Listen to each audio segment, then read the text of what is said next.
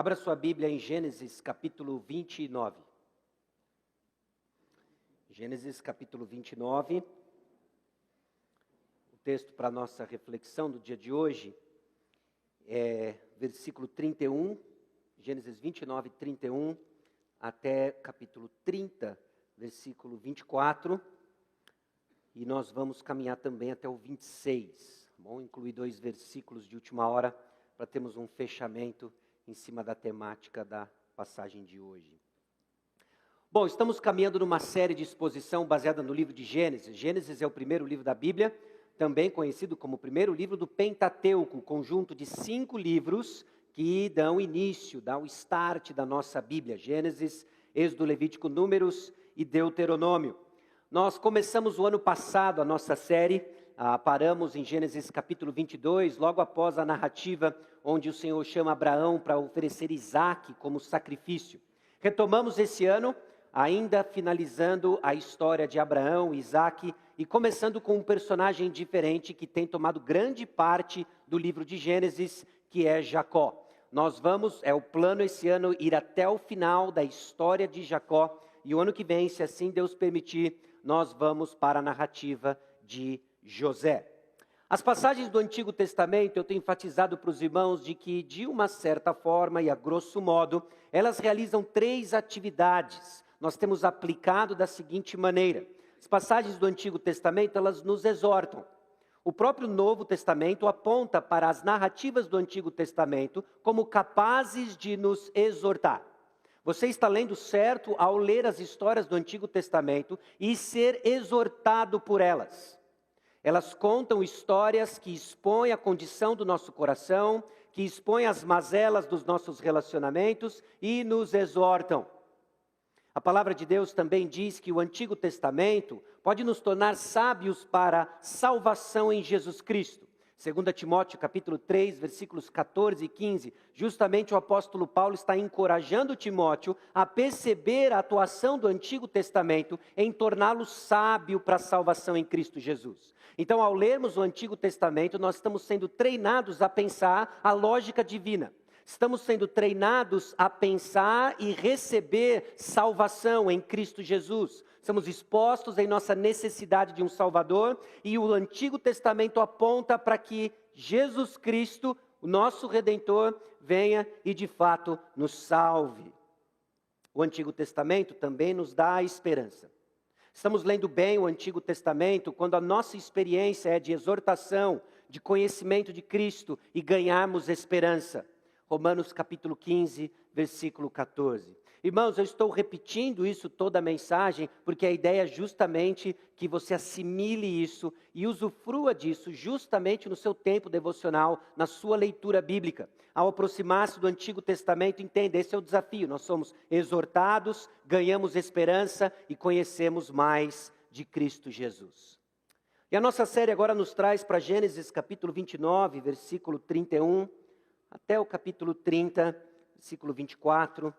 E como eu disse para os irmãos, nós vamos dar uma pincelada até o versículo 26 também.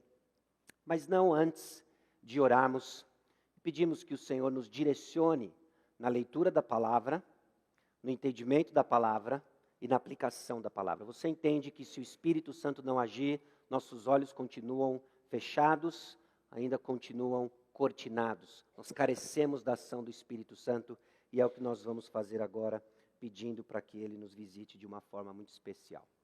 Feche seus olhos, vamos orar.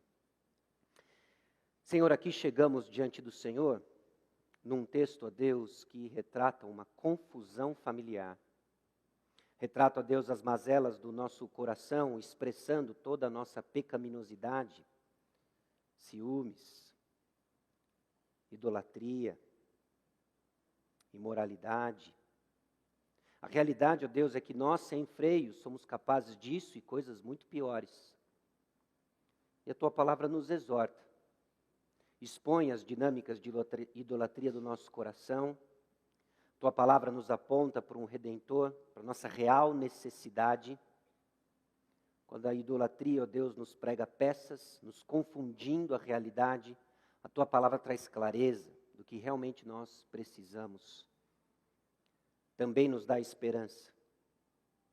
Então, nessa mistura toda de reações e respostas dos corações, eu peço que o Teu Santo Espírito ministre a cada um de nós, abrindo a Deus nosso entendimento, amolecendo a Deus nossos corações, a fim, ó Deus, de assimilarmos a Tua palavra, a Tua vontade e conhecermos mais do nosso Salvador, Jesus Cristo, Senhor.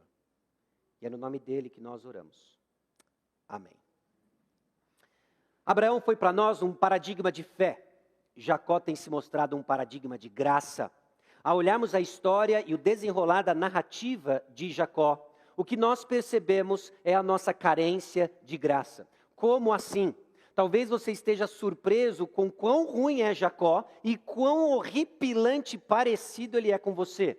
É esse efeito que a palavra de Deus tem em descortinar nosso coração e expormos nossa necessidade da graça. Jacó está se tornando para nós um paradigma da recepção da graça de Deus, do recebimento da graça de Deus. Até agora, Jacó insiste em manipular quem está ao seu redor e o próprio Senhor para conquistar as bênçãos que ele tanto deseja, a promessa que ele tanto quer. Vimos o seu embate com seu irmão Esaú, vimos a tramóia que ele faz ali com sua mãe, Rebeca, para justamente enganar o seu pai Isaque, conquistar os direitos da primogenitura que ele compra trapaceando o seu irmão profano Esaú. Jacó sai fugido de casa como resultado de sua manipulação. Aquilo que era por direito divino, ele tenta ganhar e receber por manipulação apenas para sim, de fato, é dele. Mas o caminho deixa um rastro de morte, engano, corpos espalhados por todo lado. Temos visto então que Jacó agora, depois de ter sido enganado pelo novo mestre da fase, não é? Labão, Jacó finalmente encontrou alguém não só à sua altura, mas superior, que passa a perna em Jacó, entrega a ele Lia, mas ele amava Raquel. E é assim que nós encerramos no domingo passado. Jacó acordou e viu Lia. E agora o que nós temos pela frente em Gênesis capítulo 29, versículos 31 e em diante, é justamente como o Senhor está descrevendo a bênção tomando forma. Se você se recorda da bênção que recai sobre Jacó, consistia de dois aspectos principais: uma descendência e propriedades. Ele se tornaria uma grande família, uma grande nação, e Deus o abençoaria. No contexto é sim, riquezas, posses. Então o que nós estamos na expectativa é justamente como isso vai dar conta agora na descendência de Jacó. A família dele precisa crescer e as suas propriedades precisam crescer. É o que nós estamos na expectativa. E a passagem de hoje narra para nós o crescimento da descendência de Jacó. E diferente do que fizemos até então, nós vamos ler trecho por trecho. Eu vou trazer para os irmãos um rápido sumário, um resumo de cada um desses trechos, dar algumas explicações e aí partimos então para as aplicações do que essa passagem tem para nós. Então começamos em Gênesis capítulo 29, versículos 31 a 35. Vendo o Senhor que Lia era desprezada, fê-la fecunda, ao passo que Raquel era estéril. Concebeu, pois, Lia e deu à luz um filho, a quem chamou Rubem, pois disse: o Senhor atendeu a minha aflição, por isso agora me amará meu marido. Concebeu outra vez e deu à luz um filho, e disse: soube o Senhor que era preterida, e me deu mais este. Chamou-lhe, pois, Simeão. Outra vez concebeu Lia e deu à luz um filho, e disse: agora dessa vez se unirá mais a mim meu marido, porque lhe dei à luz 3 filhos, por isso lhe chamou Levi. De novo concebeu e deu à luz um filho, então disse: essa vez louvarei ao Senhor, e por isso lhe chamou Judá. E cessou de dar à luz. Irmãos, nesses 5 versículos, nós vemos e lemos que Lia é desprezada por Jacó. Se você se recorda da semana passada, ele abre os olhos depois da sua primeira noite de núpcias, e aquela que ele esperava depois de 7 anos de trabalho era Raquel. E quem ele encontra? Lia. Ele então despreza Lia e é nítido de que ela se torna desprezada. Agora, note, não se trata simplesmente do fato de que numa noite livre, Jacó procurava tomar um café com Raquel e não Lia. É isso e mais que isso. O fato de Lia ser desprezada a deixava numa posição de extrema vulnerabilidade e insegurança. A qualquer momento, Jacó poderia simplesmente desprezá-la ao ponto de mandá-la embora, saindo de lá sem marido, desprovida de nenhum tipo ou sequer de pensão ou proteção. Ela era desprezada sim porque Jacó não inclinava as afeições em sua direção. Ele sempre deixou inclusive isso bem claro. E ela era desprezada também porque nessa condição ela estava vulnerável a algum episódio de humor diferente de Jacó e ela ficaria totalmente insegura, totalmente desprotegida. E o Senhor vê isso. O texto é claro e há uma movimentação aqui de quem vê o quê? É o Senhor quem vê Lia. O Senhor vê Lia na sua condição de desprezada e o Senhor atende Lia. O texto descreve então de que Lia era fecunda e Raquel, amada por Jacó, era estéril. Então Lia começa a conceber. E eu quero chamar a sua atenção aos nomes dos filhos. Nossa cultura perdeu isso. Nós damos nomes aos nossos filhos, provavelmente por gosto de sonoridade. Talvez você dê nome aos seus filhos por causa de memórias, pessoas que marcaram sua vida. Ou simplesmente por causa de um amigo de infância, uma amiga de infância. Mas aqui há um significado nos nomes que são colocados. Ao ponto de que se nós fôssemos fazer uma visita na casa de Jacó e ele apresentasse a sua família e ele dissesse, olha, essa daqui é Raquel.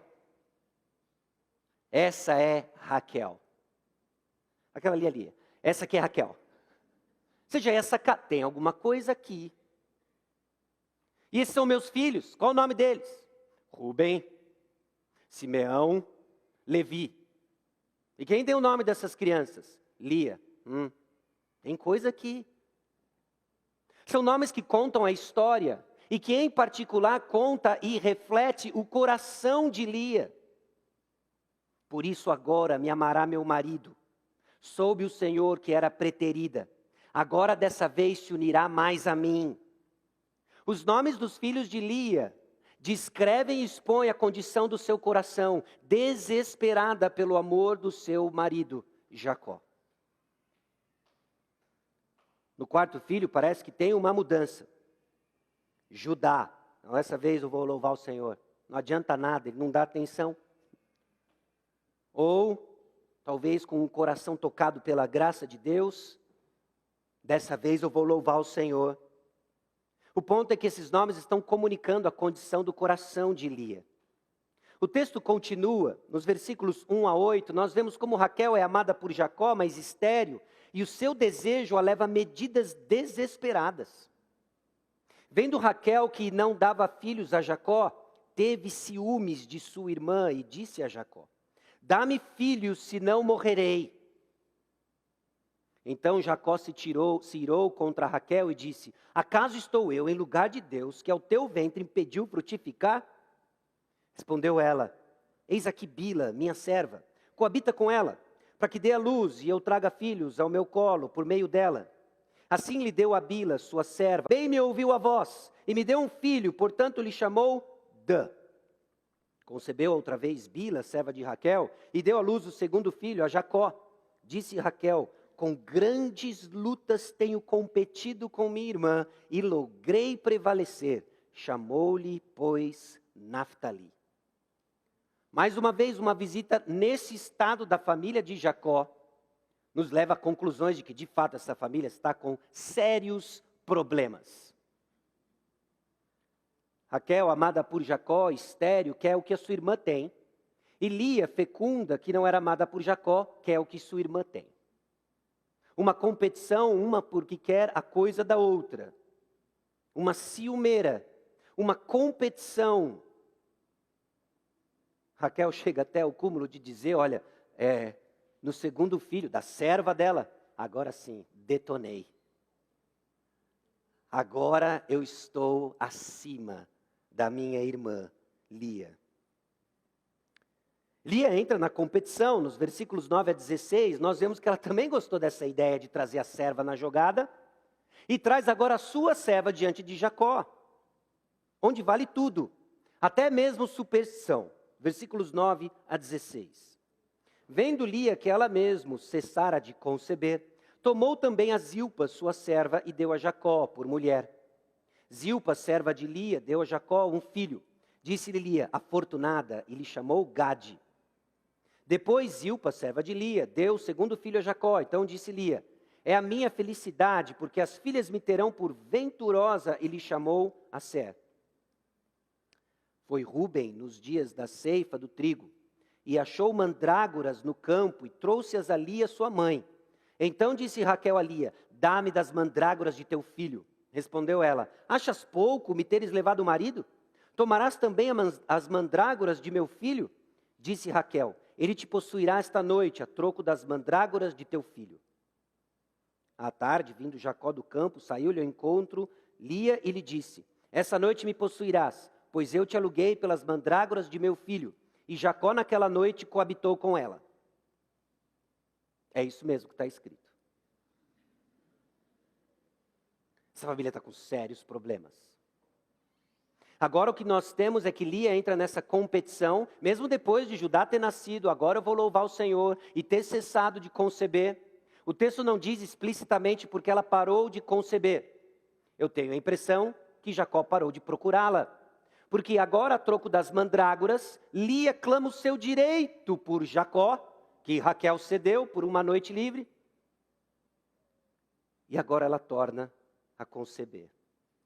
Essas mandrágoras é um tanto quanto misterioso o que está acontecendo aqui, mas é bem provável que seja a superstição da época de ser algo de fertilidade, que promoveria fertilidade. E o que Raquel quer desesperadamente. Nessa competição eu preciso de todos os meios. E Lia então negocia. Tem Jacó por mais uma noite. Mas é o Senhor quem ouve e lembra das cansadas Lia e Raquel. Nessa confusão todas, meus irmãos, de joga Jacó para cá como uma moeda de troca, não é? Jacó, lembra do efeito bumerangue do pecado? Que enganou seu irmão e agora ele se tornou moeda de troca dentro da sua própria casa. Essas 4 mulheres ficando grávidas, num curto espaço de tempo, e Jacó de um lado para o outro. Onde aparece Jacó, ele foi e possuiu. Onde aparece Jacó, ele vai e coabitou. Tudo o que ele faz é manter essas mulheres ocupadas e grávidas. Ele se torna então a moeda de troca dentro do relacionamento familiar. Lia e Raquel competindo umas com as outras. Mas Deus fez uma promessa e apesar desta família, Deus está atento. Ouvindo Deus a Lia, ela concebeu e deu à luz o 5º filho. Meus irmãos, é o Senhor quem abre o ventre. Lia não tem mandrágora mais. Ela deu para sua irmã Raquel, em troca de uma noite com Jacó. E agora o que se torna claro é que não é mandrágora, não é superstição. Quem dá e quem tira é o Senhor. Então disse Lia, Deus me recompensou, porque dei a minha serva, meu marido, e chamou-lhe Issacar. E Lia, tendo concebido outra vez, deu a Jacó o 6º filho.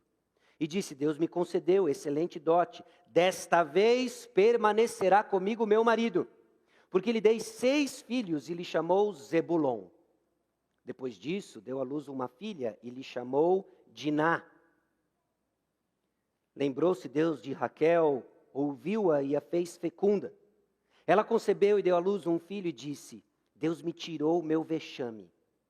E lhe chamou José, dizendo, dê-me o Senhor ainda outro filho. Nota 5. Raquel entendeu, não são mandrágoras, é o Senhor, mas ela ainda está competindo. Que o Senhor me acrescente ainda outro filho. Meus irmãos, é sentar ao redor de uma mesa de jantar, conversar com a família de Jacó, ver a forma como eles se tratam, como eles se olham, ouvir os nomes de Rúben, Simeão, Levi e Judá, Dan, Naftali, Gade, Asser, Issacar, Zebulon e José. Tem coisa acontecendo aqui. Jacó volta então sua atenção à casa depois do nascimento de José.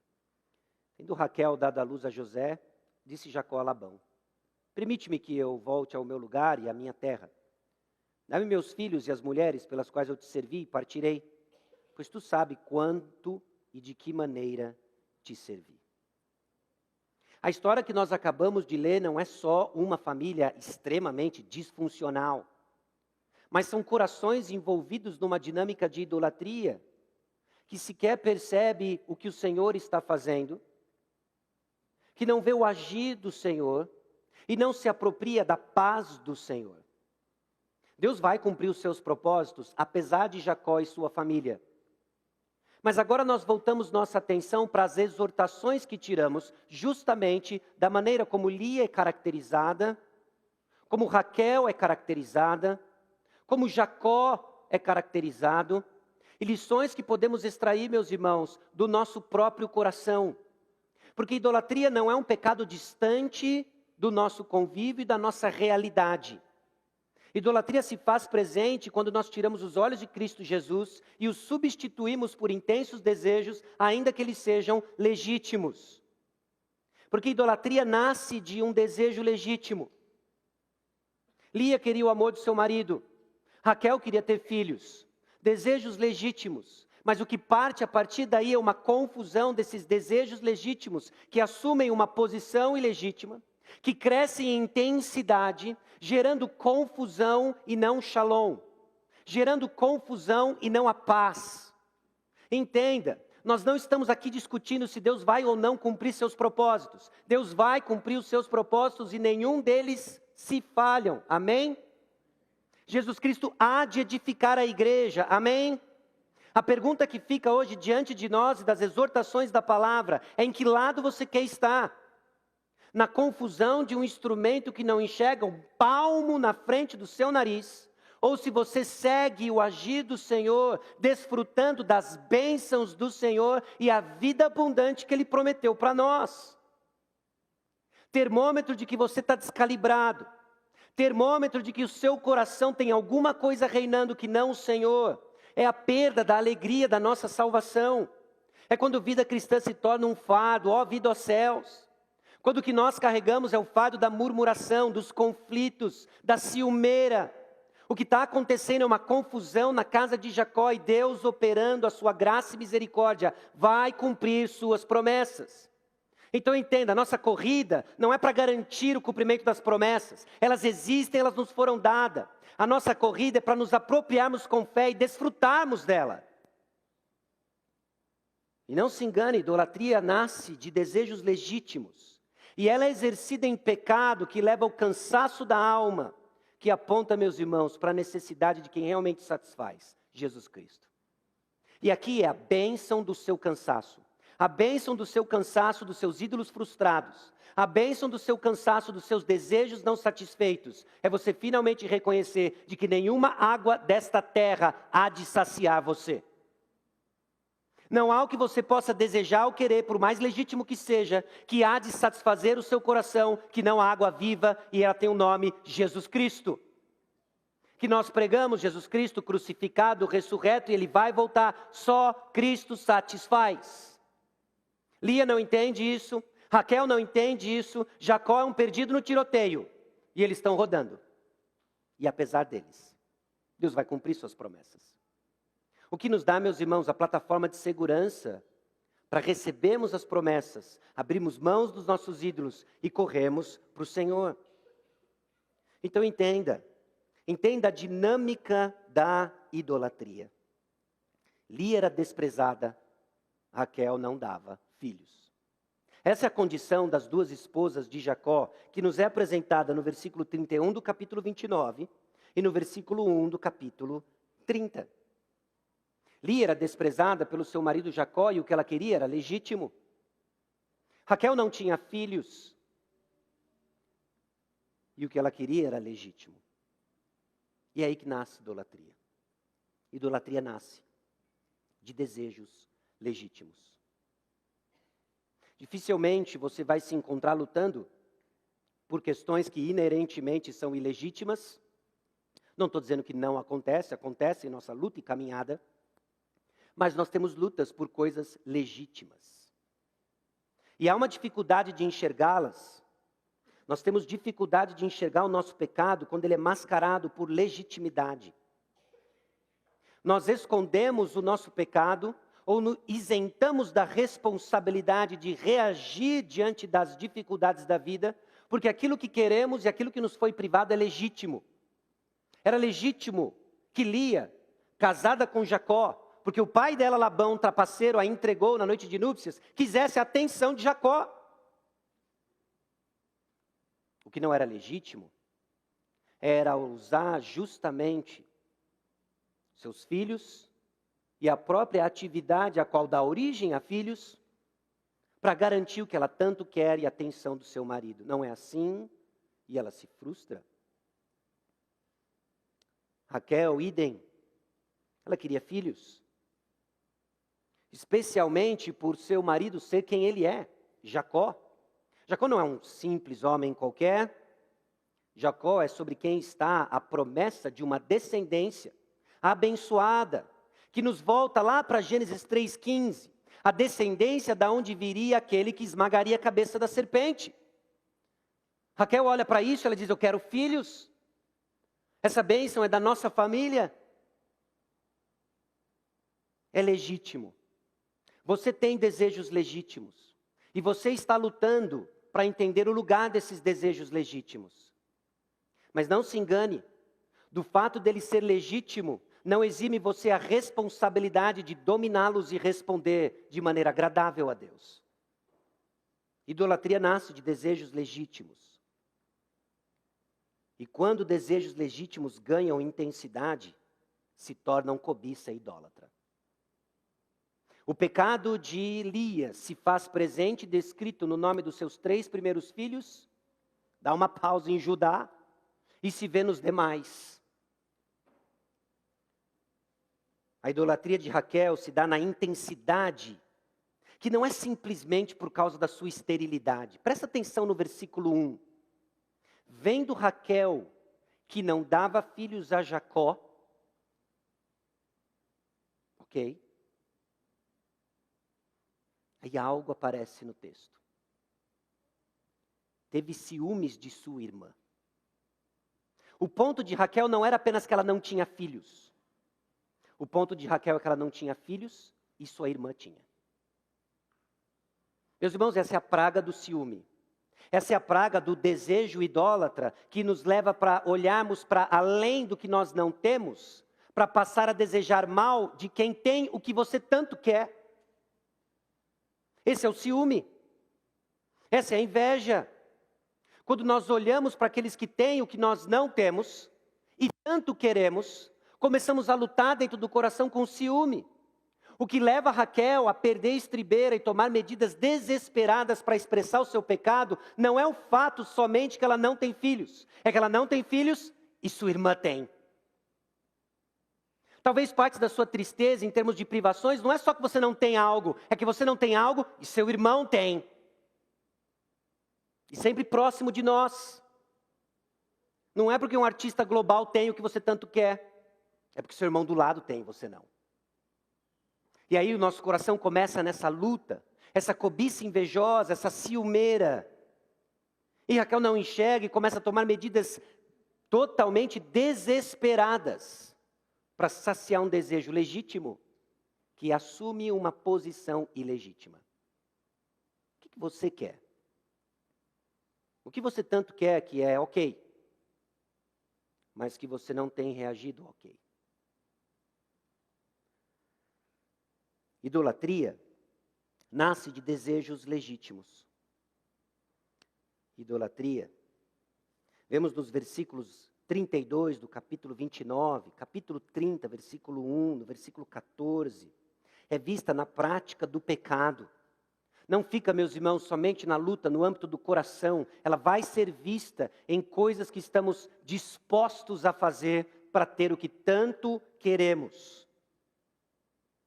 No versículo 32 do capítulo 29, por isso agora me amará meu marido. Lia está num engano aqui. E o engano é que se ela der filhos a Jacó, vai ter o amor de Jacó. Não funciona assim. Não funciona assim.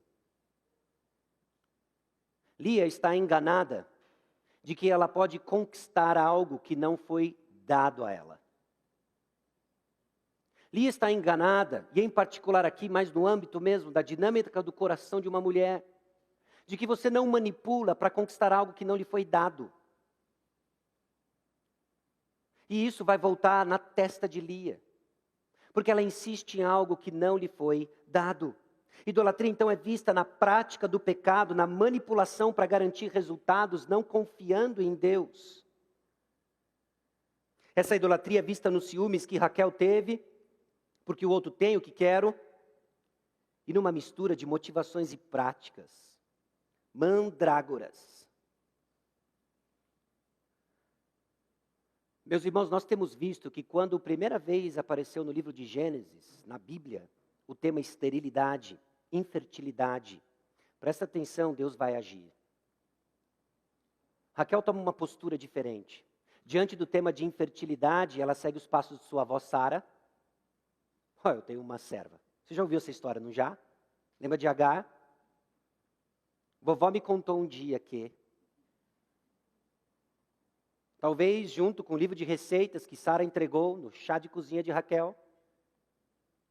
Ela não conheceu Raquel, você está entendendo só a ilustração, né? Tinha uma nota. E ela pega essa ideia e, puxa, é assim que eu vou manter então o que eu tanto quero.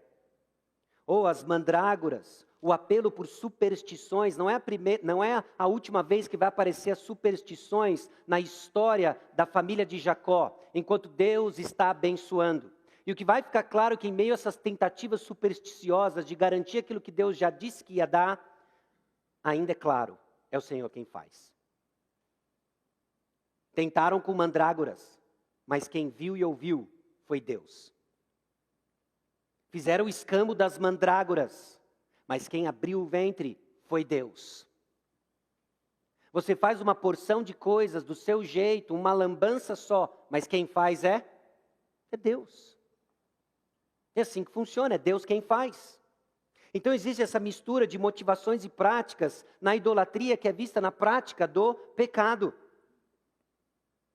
E em dois aspectos. Talvez você já esteja familiarizado, mas repetindo, dentro desse contexto, fica clara a idolatria quando eu estou disposto a pecar para ter algo, e fica clara a idolatria quando eu peco porque não tenho algo. Quando eu estou disposto a pecar para ter algo, que seja através de Bila, que seja através de Zilpa, que seja através do engano, são desejos intensos, idólatras, ou peco porque não tenho, ciúmes de Raquel. É justamente o ponto em Tiago 4, versículos 1 a 3, de onde procedem guerras e contendas que há entre vós, de onde senão dos prazeres que militam na vossa carne. Cobiçais e nada tendes, matais e invejais e nada podeis obter. Viveis a lutar e a fazer guerras, nada tendes, porque não pedis, pedis e não recebeis, porque pedis mal, para esbanjardes em vossos prazeres. Idolatria é vista na prática do pecado. No capítulo 30, versículo 1, vendo Raquel. No versículo 8, nós vemos que ela, logrei prevalecer sobre minha irmã, depois do segundo nascimento, do filho de sua serva. Vendo Lia, e tendo Raquel dado à luz a José. São sentenças, são frases que nos apontam para mais uma realidade da idolatria. Idolatria enxerga de forma distorcida. Via de regra, meus irmãos, nós enxergamos mal quando o nosso objeto de adoração, quando a nossa devoção está distorcida. Você não enxerga as coisas como devem ser vistas. Está enxergando mal. Você enxerga o que não tem e o que quer. Você não enxerga Deus no processo, você não enxerga a perspectiva divina das coisas, você enxerga o que você quer e você enxerga o que você não tem. E começa a fazer planos para ter justamente aquilo que você não tem e tanto quer. Você não está enxergando certo. Lia, Raquel estão numa disputa doida e toda horizontal. radicalmente diferente. Constrói então sua identidade no lugar errado. Lia apenas quer ser chamada de esposa amada. Os nomes dos seus filhos revelam isso. Ela está construindo a sua identidade em ser uma esposa amada. Raquel constrói sua identidade em ser uma mãe de uma nação. Você constrói sua identidade ao redor do quê? Porque se não for no fato de que Jesus Cristo comprou você com precioso sangue, e comprou você transportando você, resgatando você do império das trevas, para o império de luz, para que você cresça e sirva na prática de boas obras, você está num barco furado. Você está construindo a sua identidade ao redor de coisas que você quer, julga necessitar. Então não é à toa que nós ficamos de um lado para o outro, atrás de mandrágoras, atrás de assumir aqui, olha, vou pegar essa minha serva aqui, ó, ter um filho com ela. A gente fica dando jeitinho, porque o nosso coração não está descansado no fato de que nós somos filhos de Deus, comprados pelo precioso sangue de Jesus, para vivermos as boas obras que Ele preparou de antemão, na eternidade passada, que você ande. Olha a segurança disso. Você sabe o dia de amanhã? Eu não tenho a mínima ideia. A gente nem sabe como vai acabar o dia, não é verdade? A gente não sabe se vai ter o final do dia para nós. Essa que é a realidade. Mas Deus sabe. E Deus planejou cada um desses dias. Ele planejou cada um desses dias e chamou de boas obras para que praticássemos e andássemos nelas. Olha a segurança que temos dentro do plano de Deus, dentro da vontade de Deus. A idolatria nos leva a enxergar de forma distorcida e ignora a perspectiva de Deus quando se tem o que se quer. Aqui está a inclusão dos versículos 25 e 26, porque finalmente Jacó aparece um pouco mais ativo na história. Tendo Raquel dado à luz a José, disse Jacó a Labão. Não é depois que nasceu o segundo filho, Jacó começou a olhar para a família crescendo, falou assim, puxa, tem promessas, e não é nessa terra, eu preciso voltar para a terra prometida, já estou tempo demais aqui, não é? Ele está aqui no mínimo 14 anos, e está na hora de eu voltar, não. Nasceu José. Agora nasceu quem está valendo. Agora nasceu quem de fato é o filho da promessa. Agora sim, o filho da amada. Talvez você fique aí, não, será que a gente está lendo muito na história de Jacó? Mas me diz, como que a história se desenrola agora? José é quem? Daqui a pouco ele vai ganhar roupa de marinheiro, uma bola desse tamanho. Não é? E ele é o filho preferido. E ele vai dizer o tempo todo para os seus irmãos, eu tenho, vocês não têm. Jacó estava só olhando. Agora sim. Agora a coisa é para valer. O resto, uns fubazinhos aí, uns bacuri andando para cima e para baixo. Mas agora sim, José. Jacó é míope, ele vê o que quer. Deus foi ao encontro de Jacó, e Jacó bem meia boca, não é? Como ele responde? Se o Senhor me abençoar, aí a gente faz um acordo, aí você vai ser meu Deus, te dá essa honra, que eu sou Jacó. Ele ainda não entendeu. E agora nasce o seu filho, aquele que vai ser o filho favorito, e daí uma porção de outros problemas também, porque ele enxerga de forma distorcida. Meus irmãos, assim é a idolatria. O Salmo 115, nos versículos 1 a 8, diz o seguinte, está projetado para você o final da passagem. Não a nós, Senhor, não a nós, mas ao teu nome dá glória, por amor da tua misericórdia e da tua fidelidade. Porque diriam as nações, onde está o Deus deles? No céu está o nosso Deus, e tudo faz como lhe agrada. Prata e ouro são os ídolos deles, obra das mãos de homens. Tem boca e não falam, tem olhos e não veem, tem ouvidos e não ouvem, tem nariz e não cheiram. Suas mãos não apalpam, seus pés não andam, som nenhum lhes sai da garganta. Tornem-se semelhantes a eles os que fazem e quanto neles confiam. Quando o nosso coração se distancia do Senhor, quando o nosso coração se volta a adorar falsos deuses, desejos legítimos que assumem uma posição ilegítima, visto na maneira como nós agimos e praticamos pecados, estou disposto a pecar para ter, eu peco porque não tenho. Quando isso acontece, você não enxerga nada, não ouve nada, não toca em nada, se torna exatamente como aquilo que você adora. Você é incapaz de perceber o que Deus está agindo, onde Deus está agindo. Você enxerga apenas o que você quer e a ausência daquilo que você tanto deseja. Rói unhas, fica agoniado, fica angustiado e é incapaz de enxergar o que Deus está fazendo. Por quê? Porque o seu coração colocou a confiança no lugar errado. Não, mas é uma coisa boa. Eu sei que é uma coisa boa. Uma coisa boa colocada no lugar errado é uma coisa errada.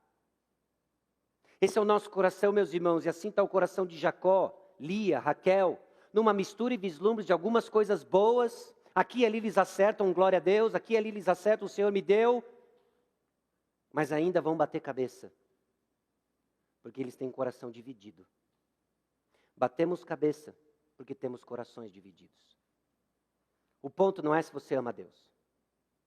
Eu acredito. Você está dizendo eu amo a Deus? Eu acredito. Não vou trocar longe de mim. Mas quem sabe o Espírito Santo está nos perguntando se é quem você mais ama. Essa é a pergunta. E é isso que faz a diferença. O quanto nós amamos o nosso Deus. A dinâmica da idolatria tem mais um último aspecto, de que ela não satisfaz e ela é recorrente. Dessa vez permanecerá comigo meu marido, diz Lia, versículo 20. Depois que Deus ouviu Lia, depois que ela até louvou o Senhor no nascimento de Judá, teve o episódio das mandrágoras, ela compra Jacó, aluga Jacó, Deus a abençoa. Agora sim, meu marido vai ficar comigo. É possível que você tenha lidado com coisas do seu coração. É possível que você tenha lidado com coisas do seu coração e efetivamente se arrependido de desejos que queriam tomar conta do seu coração de forma ilegítima. Glória a Deus por isso. Vigie e ore, porque essas coisas voltam para aterrorizar nosso coração. Idolatria é recorrente. E ela não satisfaz. Depois do nascimento de um filho, que o Senhor me dê outro. Que o Senhor me dê outro. Então não seremos satisfeitos com idolatria consumada. É um engano. Se você ainda nutre um desejo e busca a satisfação de algo que não o Senhor, está disposto a pecar para ter ou peca porque não tem, bom, talvez uma hora o Senhor conceda isso. Apenas para lhe mostrar que isso não satisfaz. Você vai continuar com sede. O que satisfaz é a água viva, é Jesus Cristo. Idolatria, então, adormecida, volta para nos tentar. Agora, no meio dessa dinâmica toda e esse cenário terrível, dessa família confusa, nós vemos aspectos da misericórdia divina. A misericórdia do Senhor. Acompanhando essa confusão, e é onde nós temos encontrado muita esperança. É onde nós temos encontrado descanso. A olhar toda essa dinâmica, não deixe de enxergar a ação de Deus. Tinha o que Lia via, tinha o que Raquel viu, e tem o que o Senhor vê. Vendo o Senhor que Lia era desprezada. Apesar de tudo e as condições do coração de Lia, o Senhor, condescendente de Lia, demonstrou sua misericórdia. Não é assim com a gente? Não é assim comigo? Não é assim com você? Quando insistimos, quando nos agarramos à satisfação dos nossos desejos, a misericórdia do Senhor repousa sobre nós. Está sobre os que não merecem. Essa é a misericórdia do Senhor. A misericórdia do Senhor não é dada porque você merece, desempenhou bem, e a partir de agora, então, aqui está o seu prêmio. Lembre-se, nós estamos falando de Jacó, que já deu sinais de que não merece nada, e que Deus já tinha avisado explicitamente que era ele. Sem ele ter dado um berro de birra. Era Jacó, que não depende dele. Então, em meio, meus irmãos, da exortação e da confrontação que a palavra de Deus expõe nosso pecado, lembre-se, a misericórdia de Deus está sobre aqueles que não merecem. Apesar de tudo que tem no seu coração, o Senhor age com misericórdia. E aqui é que a graça de Deus nos atrai e persuade. O que para alguns não, isso daí não é possível. Se é assim, então cada um faz o que quer. Não, é justamente o contrário. Por causa que é assim, constrangidos estamos de tamanha graça e misericórdia, que nós queremos servir a esse Deus, e não os que nós criamos no nosso coração. Esses que não entregam o que prometem, que judiam de nós, que nos trazem apenas tristeza e angústia. Não vale a pena servir. Mas é esse Deus que nos dá a sua misericórdia abundante, que é digno de todo o louvor e do nosso serviço. A misericórdia de Deus, então, está atenta aos que sofrem nas mãos de pecadores. Talvez alguns de vocês, talvez alguns de nós, precisam sair hoje à noite da seguinte maneira: Deus viu Lia. Deus viu Lia.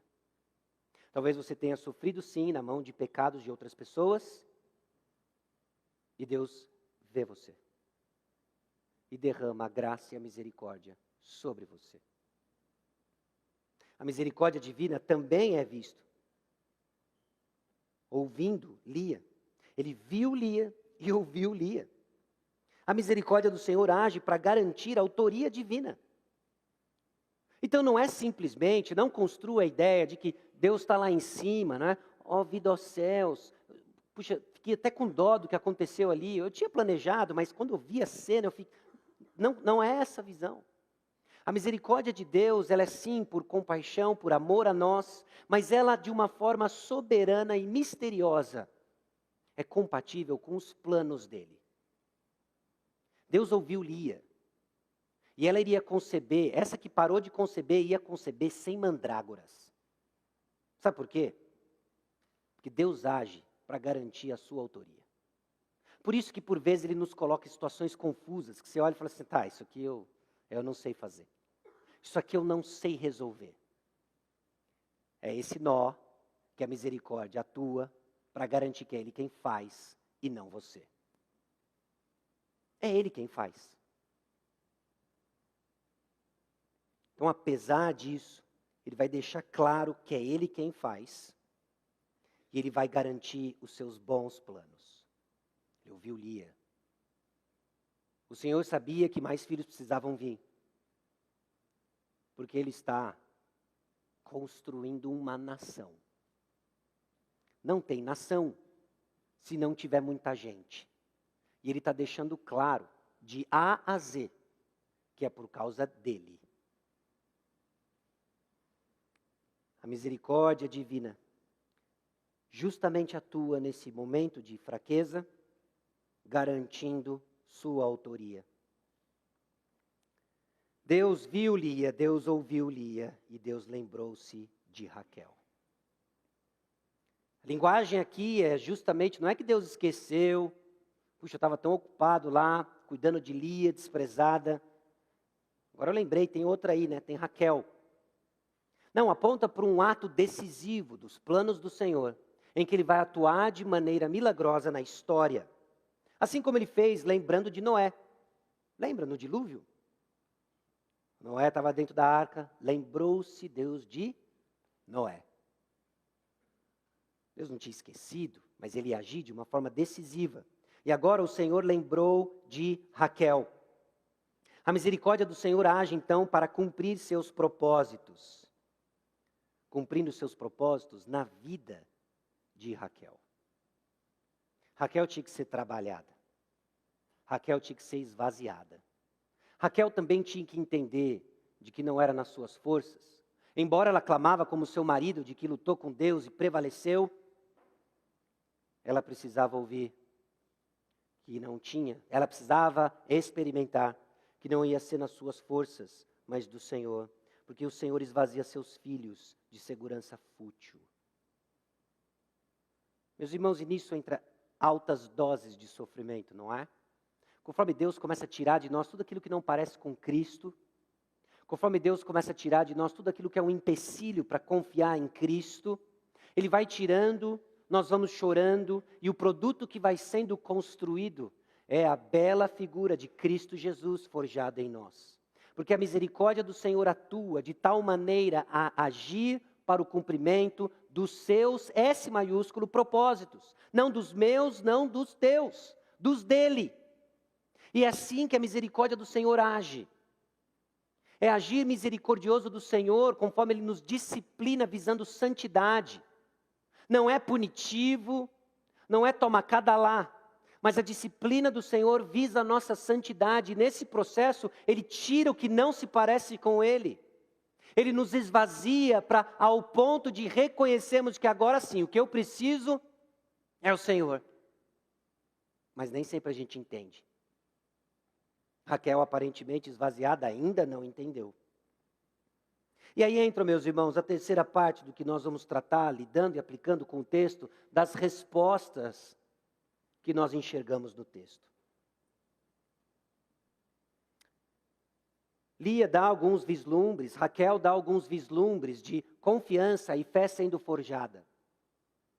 Esta vez eu louvarei o Senhor, após o nascimento de Judá. E Raquel reconhece, Deus me tirou o vexame e dê-me o Senhor ainda outro filho. Embora o seu desejo ainda seja por aquilo que ela acredita que satisfaz, agora ela não acredita mais em mandrágoras, ela acredita que quem dá é o Senhor. São pequenos vislumbres de confiança e fé sendo forjada, que eu e você também manifestamos ao longo da nossa caminhada.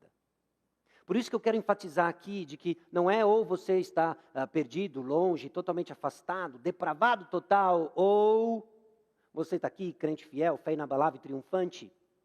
Em nosso coração dividido, por vezes nós expressamos fé, damos alguns passos de crescimento e rapidamente nós vemos, mais uma vez, nosso coração sendo exposto, nossa confiança sendo dividida. É o que se passa no coração de Raquel e Lia. Confiança no Senhor será vista então em atribuir glória a Deus e o reconhecimento do agir do Senhor. É Ele quem faz. É Ele quem faz. Raquel reconhece, é o Senhor quem tirou meu vexame, é o Senhor quem dá filhos. É o que ela reconheceu. Lia reconhece que é para Ele quem fazemos. Meus irmãos, uma resposta de confiança, de uma forma geral e bruta, se resume a esses dois direcionamentos. É confiar de que é o Senhor quem age, e é viver de que é para o Senhor quem fazemos. Quando assim vivemos, estamos crescendo em confiança. Confiamos no Senhor reconhecendo de que é Ele quem faz. Ele quem desata os nós, Ele quem opera transformações. E confiamos no Senhor quando expressamos que é para Ele quem fazemos. Mas também é possível uma outra resposta humana. Então Jacó se irou contra Raquel e disse: acaso estou eu em lugar de Deus, que ao teu ventre impediu frutificar? Talvez para alguns de nós seja mais fácil identificar com aquilo que Raquel experimenta. Diante da sua infertilidade, movida também por ciúmes, vendo a sua irmã tendo vários filhos. E ela no seu desespero, talvez segurando Jacó, me dá filho, senão eu vou morrer. E a resposta de Jacó é desoladora. O que eu tenho a ver com isso? O problema não é meu. Sua irmã tem um filho atrás do outro, meu.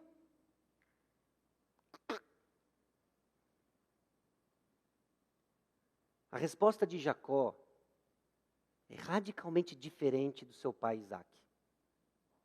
Gênesis capítulo 25, versículo 21, diante da esterilidade de Rebeca, Isaac toma uma postura bem diferente. Isaac orou ao Senhor por sua mulher, porque ela era estéril. E o Senhor lhe ouviu as orações, e Rebeca, sua mulher, concebeu. E Jacó está perdido, meus irmãos. Vai de uma para outra, trocado por moedas de mandrágoras. Olha para Raquel, fala assim, não me importuna. E ele não está enxergando o que está acontecendo. E essa é uma resposta possível diante da graça do Senhor. Essa omissão apática. É quando em nossa apatia nos omitimos de servir ao Senhor. Nos tornamos insensíveis às oportunidades de servir ao Senhor. Diante da graça de Deus que se manifesta tão atuante na vida e na história de Jacó, do seu pai, do seu avô. Raquel, o que eu tenho a ver com essa história? Essa omissão apática não depende de Deus quem é e no que Ele irá fazer. Está focado apenas no que tem, no que quer, e não enxerga o agir do Senhor. Essa omissão apática é traduzida também numa indisposição em servir. Entrega os pontos, não enxerga mais nada, apenas o que eu quero, na hora que eu quero. Que história triste. História triste na perspectiva de como Jacó resolve e decide reagir. História triste de ver essa confusão entre duas irmãs. Provavelmente não estou trocando convites de festinha. Vem na festinha do meu aniversário do meu filho. Vem. Não tem isso, não. Tem, se seu filho passar perto de mim, eu vou passar uma rasteira nele. Essa animosidade, essa ciumeira. E é no meio dessa confusão que vemos que Deus está abrindo o ventre das mulheres e lançando a base do que vai vir a ser o povo de Israel. Por quê? Porque Deus tem um plano, Deus tem promessas, e Ele vai cumprir, apesar de Jacó e sua família. Deus tem um plano, Deus tem promessas, e Ele há de cumprir, apesar dos nossos rolos. Ele vai cumprir. Apesar das ações e reações, o plano de Deus não será frustrado. Nessa confusão, nós vemos que Deus mostra seu amor aos não amados e sua graça aos que não merecem. Sim, José vai ter um lugar importante na história. Esse menino vai ganhar lá sua roupa de marinheiro, não é? Sua grande bola. Vai lá provocar os seus irmãos, vai ser vendido e a partir daí a boa mão do Senhor recai sobre José e ele se torna o homem de Deus e instrumento de salvação da nação de Israel. Mas vai ser de Judá, filho da não amada Lia, que o Messias vem para nos amar. Na nossa idolatria, meus irmãos, nós dizemos, dá-me filhos, senão morrerei. Dá-me filhos, senão morrerei. Nosso semblante cai porque estamos perdidos em nossos desejos, confusos. Mas o Evangelho diz o seguinte: receba meu filho para que você viva. Enquanto na idolatria a preocupação é que eu morra, nosso Deus gracioso entregou o seu filho para morrer por você. Por quem? Você, Jacozinho. Por quem? Você, Lia, Raquel. Nós. Por nós. O pessoal aí trocando mandrágora para tentar dar um jeito nas coisas. Foi por mim, foi por você. Foi isso que ele fez. Sabe por quê? Para deixar claro que isso aqui, ó, não é resultado das nossas boas intenções e ideias. Isso aqui é resultado de uma graça de Deus que nós não merecemos, mas que aponta para um caráter santo, amoroso, gracioso e de um Deus digno de toda adoração. Sua idolatria vai pregar peças a você, vai entregar insatisfação, vai entregar tristeza, não vai entregar aquilo que só Cristo pode dar. Ele já deu tudo por você. E é nesse Senhor que nós depositamos nossa esperança. E é óbvio que essa mensagem encontra a gente em momentos diferentes. Talvez encontre você na necessidade urgente de arrependimento e renovo do seu compromisso de serviço ao Senhor. Não mais na busca das suas mandrágoras, do jeito que você quer, mas do Senhor, servir ao Senhor. Talvez essa mensagem encontre você não conhecido ainda pelo Senhor, vendo só o que quer, vendo só o que está perto e colhendo apenas confusão. Então deixa eu ajudar você. Essa confusão é fruto de vivermos a vida que Deus nos deu do jeito que a gente quer. Hoje o doador da vida diz, arrependa-se dos seus pecados, Confesse Jesus Cristo como Senhor e Salvador de sua vida. Põe ordem na casa e adore o único e verdadeiro Deus. Nós vamos encerrar com algumas perguntas, algumas considerações, para que no tempo do pós-lúdio você pense, ore e coloque diante do Senhor, seja aquilo que o Espírito Santo tem trazido para você.